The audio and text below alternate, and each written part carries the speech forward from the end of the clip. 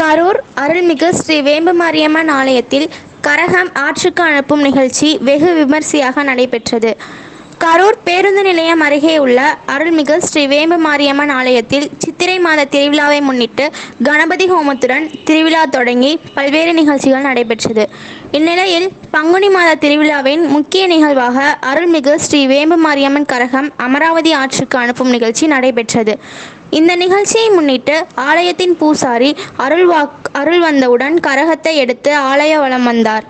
அதைத் தொடர்ந்து மேளதாளங்கள் முழங்க ஆலயத்தில் இருந்து புறப்பட்ட வேம்பு மாரியம்மன் கரகம் மற்றும் பெண்கள் முளைப்பாரி ஏந்தியவாறு முக்கிய வீதியில் வழியாக வலம் வந்த பிறகு அமராவதி ஆற்றுக்கு வந்தடைந்தது.